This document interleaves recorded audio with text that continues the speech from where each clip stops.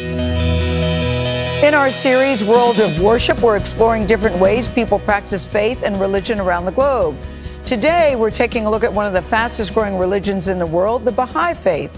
There are now more than 100,000 Baha'i communities worldwide. CBS This Morning's Saturday co-host, there she is, Dana Jacobson.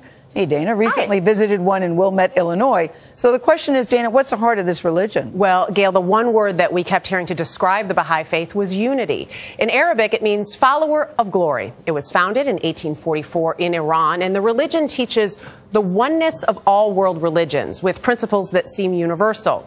If you're intrigued, come on with me now on a journey to the Mother Temple of the West. Just outside Chicago, on the shores of Lake Michigan, construction started in 1921.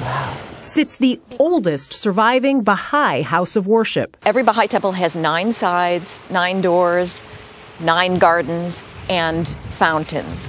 What's the significance of 9? 9 is a symbol of completeness and unity. Joyce Litoff was attracted to the Baha'i faith because she says it teaches what she already believes. My mother was Jewish, my father was Catholic, and then I married a Jewish man, so I've actually lived in 2 religious communities. Yeah. And when I learned about the Baha'i faith that embraces the teachings of other religions, it made total sense to me.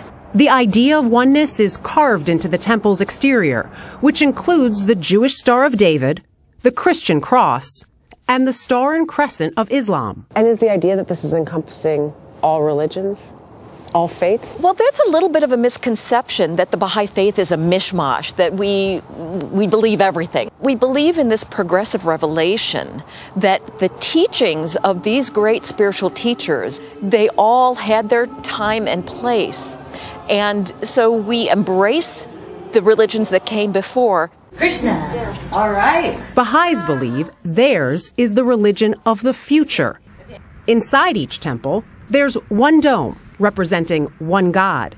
Be generous in your days of plenty. At least twice a day, there are prayer services with readings from various world religions, but no sermons and no clergy. That lack of ritual is partly what drew 28-year-old Matthew Cotton to the faith. We lived in mostly all-black neighborhoods. He was raised Catholic on the south side of Chicago. What did your mom think when you were coming here? She was very supportive. At first she wanted to ask some clarifying questions that if this was a cult. And so, I told her to the best of my knowledge, it didn't seem like a cult to me, right. That this really seemed like a global world religion of people engaging with their fellow citizens who weren't Baha'is in order to be of service to humanity. What is the united community that the Baha'i faith is trying to achieve? To me, building unity looks like creating opportunities for everyone to see themselves as part of one family. So no matter race. Exactly. No matter economic status. Yes, exactly. Gender, anything. Yes, seeing each other first as souls. We may come in different colors. We're humankind. Music director Van Gilmer has been working toward racial justice since the Civil Rights era. In 1963, he participated in sit-ins in Greensboro, North Carolina. The idea of one humanity is very attracting. We talked about it in my church. But my church is African American. That church in Greensboro, North Carolina is still African American. All the churches in Greensboro, North Carolina are either one race or another race. We say and we believe one thing, but when it comes to what we're doing about it, if we're not showing it, if we're not working at it, practicing, then those were the things that influenced me to become a Baha'i. Because there's no hierarchy in the religion, Baha'is around the world elect at least 9 people to represent them in their local spiritual assemblies. There are no ministers. So the burden is back on the individual to not only read the writings that the best thing in my sight is justice. Right. To be just. Not to just read or have somebody talk about it to me, but try to figure out how I'm going to be just in the things that I do. A community working toward justice by focusing on practicing instead of preaching. Now, there are somewhere between 5 and 6 million Baha'is worldwide and about 177,000 here in the United States.